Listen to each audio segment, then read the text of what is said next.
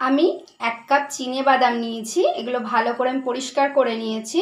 ওভেনটা অন করে একটা কড়াই বসিয়ে গরম করে নিয়েছি কড়াইটা। এবারে আমি এতে বাদামগুলো দিয়ে দিচ্ছি। বাদামগুলোকে ভেজে নিচ্ছি মিডিয়াম ফ্লেমে।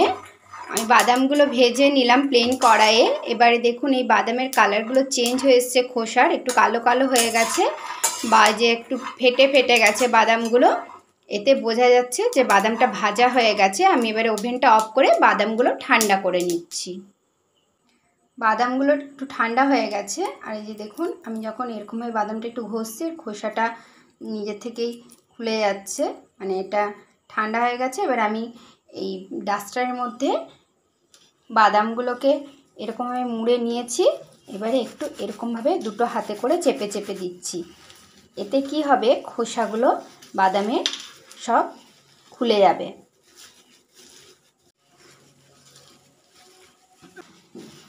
চার থেকে 5 মিনিট আমি এরকমভাবে এগুলোকে ঘষে ঘষে খোসাগুলো ছাড়িয়ে নিয়েছি। দেখুন এবারে বেশিরভাগ খোসাই ছেড়ে গেছে। যদি 2-4টে আছে সেগুলো আমি একটু হাতে করে এরকমভাবে টিপে দিচ্ছি, তাতে খোসাগুলো বেরিয়ে আসছে। আমি খোসা ছাড়ানো বাদামগুলোকে এই একটা থালার মধ্যে ঢেলে নিচ্ছি।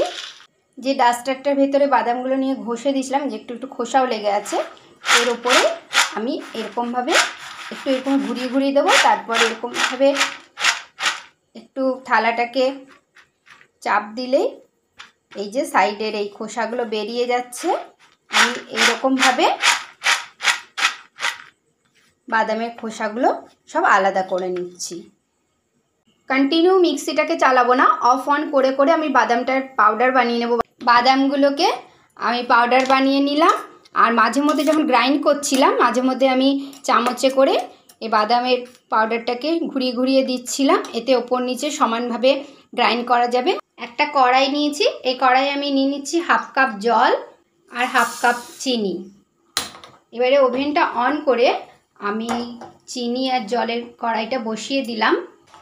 ওভেনের ফ্লেমটাকে হাই রেখে আমি চিনিটাকে জলের সঙ্গে মিশিয়ে নিচ্ছি। চিনিটা গলে গেছে, চিনি আর জলের মিশ্রণটা ফুটছে। হাই ফ্লেমেই আমি এরকমভাবেই চিনি আর জলের মিশ্রণটাকে ফুটিয়ে নিচ্ছি। 3টে ছোট এলাচের দানা নিয়ে আমি থেতো করে নিলাম। এলাচের থেতো করা দানাগুলো দিয়ে দিলাম।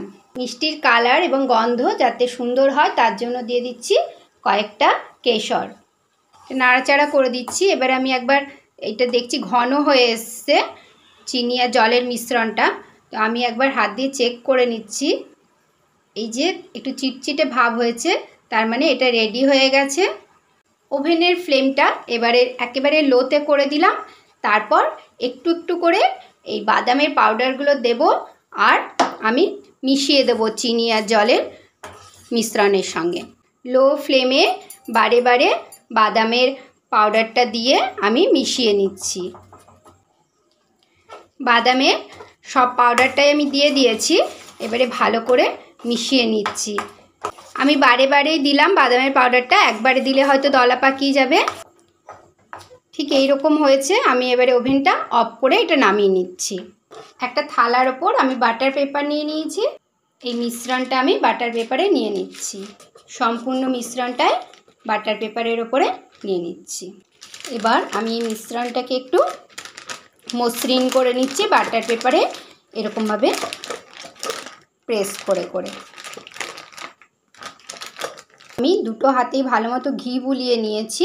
তারপর এই মিশ্রণটা থেকে একটু একটু নিয়ে আমি এটা একটা শেপ দিয়ে নিচ্ছি। আমি প্যাড়ার আকারে এটা শেপ দিয়ে নিচ্ছি। আমি এরকম প্যাড়ার আকারে প্রত্যেকটা বানিয়ে নিচ্ছি।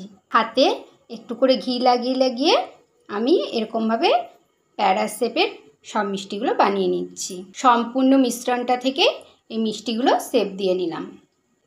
এবার আমি কয়েকটা চেরি নিয়ে নিয়েছি। চেরিগুলোকে হাফ হাফ করে কেটে আমি ঠিক এই মাঝখানে বসিয়ে দেব। এতে দেখতেও সুন্দর হবে, বীজটা ফেলে দিচ্ছি, আর খেতেও ভালো লাগবে। মিষ্টিটা ভীষণই সফট, সেই কারণে একটু এরকমভাবে প্রেস করে দিলে এর মধ্যে আটকে যাচ্ছে চেরিগুলো। আমি প্রত্যেকটাতেই চেরিগুলো দিয়ে দিলাম।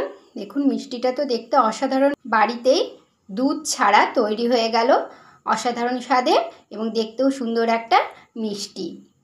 দুধ ছাড়াই বাড়িতে তৈরি করে নিন এরকম অসাধারণ স্বাদের মিষ্টি। Please do like, comment, share and subscribe to my channel. আজ এই পর্যন্তই, দেখা হচ্ছে পরের ভিডিওতে এরকমই সহজ সরল কিন্তু মজাদার কোনো রেসিপি নিয়ে। Till then take care, thank you.